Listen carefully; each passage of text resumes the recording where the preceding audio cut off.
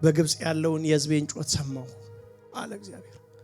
እንዲህ ተይዞ የነበረን ሕዝብ እንደዚህ ተይዞ የነበረን ሕዝብ እንዲህ ከእጅ ፈልቅቆ የሚያወጣ አምላክ ከአማልክቶቻቸው እንዲፈለቀቀው በቃ እንጂ አንድ ሰው እንዲህ ከሚዝ ፈርዖን ማለት የጊዜው ኤምፓየር ማለት ነው። ከነኛ ፈልቅቆ የሚያወጣ አንድ ሰው እየላከ ያውም ነፍሰ ገዳይ የነበረ ሰው እና ራሱ ደነገጠ። ተራራ ላይ ያገኘውና አንተን ነው ምልክ ማን ነው ማን ልበለው? እሺ ፈርዖን ጋር ላከኝ። እሺ ሄድኩኝ።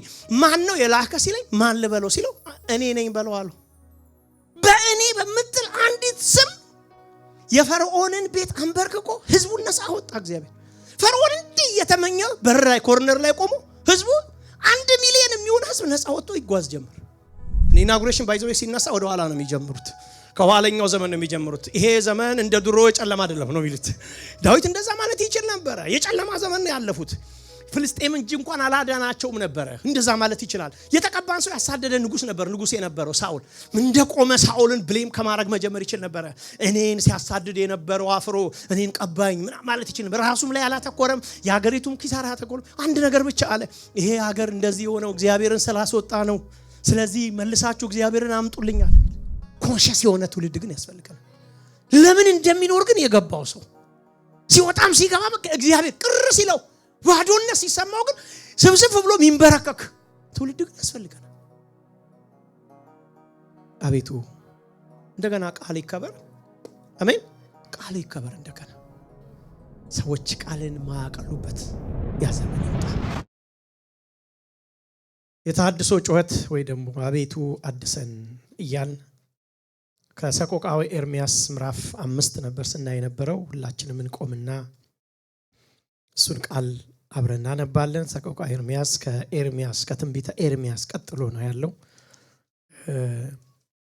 እናወጣና አብረን ጥቂት ክፍሎችን እናነባለን። ምዕራፍ 5 ቁጥር 18 ጀምሮ ስለ ጽዮን ተራራ ባድማ ሆናለችና ቀበሮች ተመላልሰውባታልና አቤቱ አንተ ለዘላለም ትኖራለህ፣ ዙፋንህ ከትውልድ እስከ ትውልድ ነው። ስለምን ለዘላለም ትረሳናለህ? ስለምንስ ለረጅም ዘመን ትተወናለህ? አቤቱ ወደ አንተ መልሰን እኛም እንመለሳለን። ዘመናችንን እንደ ቀድሞ አድስ። እስቲ ከኔ ጋር እኩል እንበለው። አቤቱ ወደ አንተ መልሰን እኛም እንመለሳለን። ዘመናችንን እንደ ቀድሞ አድስ። ሰቆቃወ ኤርምያስ ምዕራፍ 5 ቁጥር 21 ባለፈው እንዲህ ብለናል።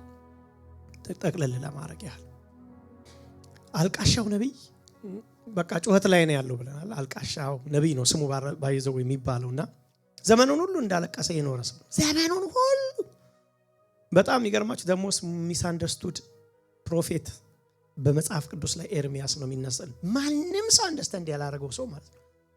ኢቭን ስለ ኤርምያስ አይሁዶች ከሞተ በኋላ ያለቅሱለት ነበር ይባላል። እውነት ነበር ለካ ያለን ኤርምያስ እየተባለ ምንም በቃ ማንም አንደርስታንድ እንኳን አልተደረገ። በዘመኑ ከጉድጓድ ሲያወጡት ሲከቱት ምን ሲሉት የኖረ ሰው ማለት ነው። ኤካህ ብሎ የሞቱ ብዙ ሰዎች ለምን እያሉ ወደ መቃብር ሄደ ብዙ ሰው የለም፣ ግን ከነሱ አንዱ ነው ኤርምያስ። እና በዚህ ይሁዳ ላይ ጩኸት አለው። በቃ ከራስ ያለፈ አንዳንድ ጊዜ ባለፈው ብለናል ይሁን ትንንሽ ጩኸቶች አሉ፣ በጣም ወሳኝ ናቸው። ባይዘው እኔ ትንሽ ስላችሁ ማዛነስ ያለው ቅድም አቤም ጸልይ ማለት የሚያንሱ ማለት እንዳይመስላችሁ፣ በጣም ክሪቲካል ናቸው። ጩኸት ለደረሰበት ነው የሚገባ። እንደውም ጩኸት እውነተኛ ጩኸት ለሌላ መመጮ ነው፣ ራሳችንን መንፈት ነው። እኛ ጋር የሆነ ነገር ሲመጣ ሰው ሌላ ሰው ሲሆን እናለቅሳለን ነው የሚለው። ግን እነሱን ሁሉ ጠቅልሎ የያዘ ጩኸት ግን አለ። ደግሞ እነሱን ሁሉ የጠቀለለ ሰይጣን ቢወስድብን የመጨረሻ ቢወስድብን መውሰድ የሚፈልገው የመጨረሻው ነገር ምን እንደሆነ ታውቃላችሁ? ጌታን ነው፣ ከኛ አምላክን ነው፣ ፕሬዘንስን ከኛ ማስወጣት ነው። ለዚህ ነው ለበለዓም አለው እና እነኚህ ህዝብ አለው እግዚአብሔር አብሮት ካለ አንተ አታሸንፈውም። እግዚአብሔር አብሮት ካለ ምንም የፈለገው ልታረገው ትችላለህ፣ አታሸንፈውም። ለምን ሲል ድል ከእግዚአብሔር ጋር ቤቱ የገባ ስለሆነ ድልን ስታወጣ እግዚአብሔርን ስታወጣ ድልን ይዘህ ትወጣለህ። ለምን ሁሉ ተንኳቶ የገባው ከሱ ጋር ነው። እግዚአብሔርን ካወጣበት ሰውየው ጤነኛ አይደለም፣ ህዝቡ ጤነኛ አይደለም ማለት ስለዚህ ሲምፕል ነገር ተጠቅም። ካልኩሌሽኑ ሲምፕል ነው። ምርጥ ሴቶች ሜካፓቸው ነው ቆነጃጅትን አርጋ እነሱ ሊያማልሉ የሚችሉ ልቀቅ ማከላቸው አለ። እውነት ነው። ሴቶች መካከላቸው ይገባሉ። ለጊዜው እርካታ ሊሆኑ ይችላል። ለጊዜው ሲያዋቸው ከነሱ ጋር ሊሆኑ ይችላል። ግን ዋናውን ለማውጣት አድርጓል። የሞዓብን ሴቶች የሌሎችን ሰዎች ሴቶች የባዕድን አምልኮ የሚያመልኩ ሴቶች በመካከል ለቀቁበት። ችግር የለበትም ባላቅ ለቀቁ። መካከላቸው መጡ። እነሱ እዛ መካከል ሲገቡ እግዚአብሔር ወጣ። በቃ ካልኩሌሽኑ ገብቶታል ማለት ነው። ለዚህ ነው የበለዓም ምክር ምንለው፣ ለባላቅ መከረው የበለዓም ምክር ምንለው። ኢቭን ወደ ሌሎች በራእይ ወዳለችን ቤተክርስቲያን ተነስቷል። እንደዚህ አይነት ምክር ምን ገብቶታል? እሱ እግዚአብሔርን እግዚአብሔር የሌለው ሰው ያስታውቃል ነው የምላችሁ ወዳጆች። እግዚአብሔር የራቀው ሰው የቀልብ የለውም። ኧረ እግዚአብሔር ሸክምን በውስጣችን ይሙላን። አሜን ወገኖች። ሸክም የሌለው ሰው መሆን በጣም ከባድ ነው ወገኖች። ሸክም የሌለው ሰው ምንም ኢሪስፖንሲብል ነው ታውቃላችሁ። ሸክም የሌለው ሰው ምንም ኃላፊነት አይወስድም። ምንም ለሚያደርገው ነገር ተጠያቂም አለብኝ ብሎ ተጠያቂነት አለብኝ። ሸክም ያለበት ሰው ነው ጎንበስ የሚለው። ሸክም ያለው ሰው ወገኖች ለሌላ የሚያስብ ሰው ነው። ኤርሚያስ ታድሶ አንተን መመለስ ነው አለ ላስት ዊክ። እሱ ብቻ ሳይሆን ኤርሚያስ ቀጥሎ እየጮኸ ያለው የዘመንን ታድሶ ነው። ሁለተኛው ዛሬ ማሳያችሁ አጭር ደቂቃ። አቤቱ መልሰን እኛም እንመለሳለን ብለናል ላስት ዊክ። እንመለስ የሚለው አንተናልና መልሰን ወደ አንተ አምጣን አቅርበን አንተን የራከን አንተ ቅረብ ነው የመጀመሪያው። ቀጥሎ ግን የዘመንን ታድሶ ይጠይቃል። የትላንት ዘመን ይምጣ የሚል ነው። በቃ አጭር ቃል ማለት ነው። ኤርሚያስ እባክህ የትላንት ዘመን ይመለስ፣ የትላንት ጩኸት ይመለስ ያለ ስለ ትላንት ይጮሃል። ለመሆኑ ኤርሚያስ ምን ሊያስብ ይችላል? 2-3 አይዲያ ላንገራችሁ ባጭሩ። እቺ ይሁዳ ገና አገር ሳትሆን የነበራትን ሳያስብ ይቀራል። ገና አገር ሳይሆኑ ገና ድሮ ሲጀምር ተውት። አብርሃምን፣ ይስሐቅን፣ ያዕቆብን ተውት። እነሱንማ በባዕድ ምድር ያፈራቸው፣ እነሱንማ ጠላቶቻቸውን ተዋግቶ ያሸነፈላቸው፣ ብቻውን አንድ ሳለ ጠራውት አበዛውት ያሉ የአብርሃሙን አምላክ ካሰበማ ተውት። እዛ ከገባው 1 ዓመት እንማራለን። ግን እንደዚሁ ጋር እንምጣና እስቲ ግብጽ የነበረው እንዲህ በግብጽ ያለውን የሕዝቤን ጩኸት ሰማሁ አለ እግዚአብሔር። እንዲህ ተይዞ የነበረን ሕዝብ እንደዚህ ተይዞ የነበረን ሕዝብ እንዲህ ከእጅ ፈልቅቆ የሚያወጣ አምላክ ከአማልክቶቻቸው እንዲፈለቀቀው በቃ እንጂ አንድ ሰው እንዲህ ከሚዝ ፈርዖን ማለት የጊዜው ኤምፓየር ማለት ነው። ከነኛ ፈልቅቆ የሚያወጣ አንድ ሰው እየላከ ያውም ነፍሰ ገዳይ የነበረ ሰው እና ራሱ ደነገጠ። ተራራ ላይ ያገኘውና አንተን ነው ምልክ። ማን ነው? ማን ልበለው? እሺ ፈርዖን ጋር ላከኝ። እሺ ሄድኩኝ። ማን ነው የላከ ሲለኝ ማን ልበለው ሲለው እኔ ነኝ በለው አሉ። በእኔ በምትል አንዲት ስም የፈርዖንን ቤት አንበርክኮ ህዝቡን ነፃ አወጣ እግዚአብሔር። ፈርዖን እንዲህ እየተመኘ በር ላይ ኮርነር ላይ ቆሞ ህዝቡ 1 ሚሊዮን የሚሆን ህዝብ ነፃ ወጥቶ ይጓዝ ጀመር። ሁለተኛው ግን ዋና የምፈልገው ግን ዋና ሊያስብ የሚችለው ተብሎ የሚታመነው የዳዊትን ዘመን 400 ዓመት ወደ ኋላ ሳይድ አይቀርም ይባል። ምክንያቱም እስራኤል ወይ ይሁዳ ምንላት ወይ እስራኤል በጥቅሉ ክላይማክስ የስኬት ክላይማክስ ላይ የነበረችበት ዘመን ይህ ዘመን ስለነበረ ማለት ነው። በዚህ ዘመን እስራኤል የፖለቲካ ሊደር አግኝታለች። ማንም ይባል ዳዊት የሚባል ፈሪሃ እግዚአብሔር ያለው ሰው አግኝታለች። የሚሊሻ ውጊያ ከሚል ይሄ እንዲም ያለ በጎሳ የምትዋጋዋን እስራኤልን ሰብስቦ የሚሊተሪ ያቋቋመበት ጊዜ ነበር። 400 ዓመት በ10 ቢሲ ወደ ኋላ ስትቆጥሩ ማለት ነው። ዳዊት ሲመጣ መቅደስ ይፈለግ።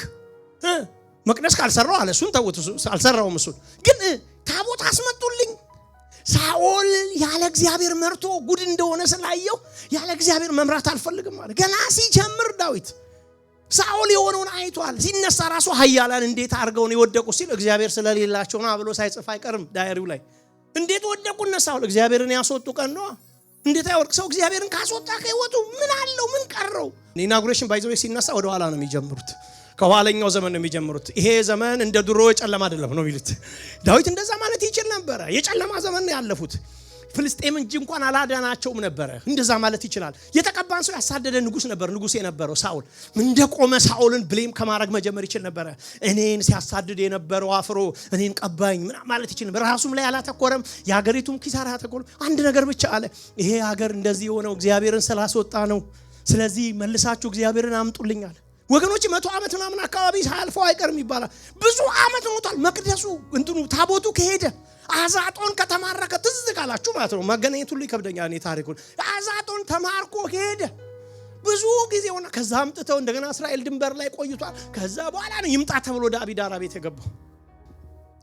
ዳዊት ሲመጣ ይምጣል ያለ እግዚአብሔር አልመራም ያለ እግዚአብሔር ወዳጆች አሁን እንደዚህ ነው የሚያስፈልገን ያለ እግዚአብሔር ቢዝነስ አልሰራም አለን ብለን እስቲ እናስብ እኛም አለን ዘመን እንደ ኤርሚያስ እኛም አለን የዳዊት ዘመን የሚባል ወደ ኋላ ሄጄ ዳዊትን ዘመን እኔ አላስብም አሁን እሱ አይደለም የኔ ዋናው ዓላማ እኔ ግን አንድ መለኪያ ግን አለኝ አንድ ሁለት መለኪያ ነው ማሳያችሁ የሐዋርያት ዘመን እስቲ በሉ የሚባል መለኪያ ግን አለን በህብረት እንጀራን በመቅረጽ ይተጉ ነበር በሰው ሁሉ ታላቅ ፍርሃት ሆነ በሐዋርያት እጅ ብዙ ድንቅና ምልክት ይደረግ ነበር ያላቸውን በአንድነት አደረጉ መሬታቸውን ንብረታቸውን እየሸጡ ለማንኛውም ሰው ለሚፈልግ ያካፍሉት ነበር በየቀኑ በአንድ ልብ ሆነው በመቅደስ እየተጉ በቤታቸው እንጀራ እየቆረሱ በደስታ በጥሩ ልብ ይመገቡ ነበር እግዚአብሔርም እያመሰገኑ በሕዝብ ፊት ታላቅ ሞገስ ነበራቸው ጌታም ይድኑትን ዕለት በእነሱ ላይ ይጨምር ነበር የሐዋርያት ሥራ ምዕራፍ 2 ላይ የምን ዘመን የኛ ዘመን የቤተ ክርስቲያን ዘመን እንደሱ 4